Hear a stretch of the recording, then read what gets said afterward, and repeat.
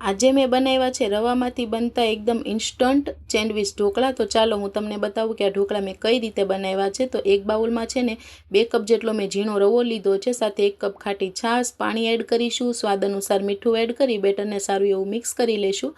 Better સરખાઈથી mix થઈ જાય ને એટલે આપણે તેને અડધી કલાક માટેનો રેસ્ટ આપી દેવાનો છે, અને અડધી કલાક પછી બેટર એકદમ ફૂલી જશે એટલે એમાં સ્વાદ અનુસાર મીઠું, 2 ચમચી તેલ, 1 ઈનોનું પેકેટ એડ કરીશું અને એક્ટિવેટ કરવા માટે થોડું પાણી એડ કરી બેટરને સરખાઈથી મિક્સ કરી લેશું।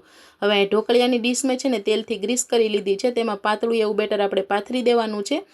પાતળું બેટર પાથરવાથી જલ્દીથી સ્ટીમ થઈ જશે। હવે આને છે ને 10 મિનિટ માટે આપણે સ્ટીમ કરી લેવાનું છે। હવે સ્ટીમ થઈ જાય ને પછી તેના માટે બીજું બેટર માટે છે ને અહીંયા મેં લીલા ધાણા મિક્સર જારમાં, સાથે લીલું મરચું, થોડુંક એવું મીઠું અને પાણી એડ કરી સારી એવી ચટણી બનાવી લીધી છે। હવે આમાં રવાનું બેટર એડ કરી તેને મિક્સ કરી લેશું ને એટલે આપણું ગ્રીન બેટર પણ રેડી થઈ જશે। હવે જે પેલું બેટર છે ને એકદમ સ્ટીમ થઈ ગયેલું છે, એની ઉપર આ બેટર પાથરી દેવાનું છે, સરખાઈથી ચમચીની મદદથી આ રીતે ફરતીકોર ફેલાવી દેવાનું છે। હવે આને પણ 10 મિનિટ માટે આપણે સ્ટીમ કરી લેશું। આ બેટર સ્ટીમ થઈ જાય ને એટલે આપણે જે રવાનું બેટર હતું ને એ જ એડ કરવાનું છે, 3 થી 4 ચમચા એડ કરી આ રીતે ફેલાવી લેશું, ઉપરથી મરી પાવડર સ્પ્રિંકલ કરી દેશું અને આને 10 મિનિટ માટે સ્ટીમ થવા દેશું। ઢોકળા સારા એવા સ્ટીમ થઈ જાય ને એટલે આ રીતે ચાકુની મદદથી ચેક કરી વઘાર માટે તેલ, રાઈ, સાથે મીઠો લીમડો અને મરચી એડ કરી વઘાર પાથરી દેવાનો છે।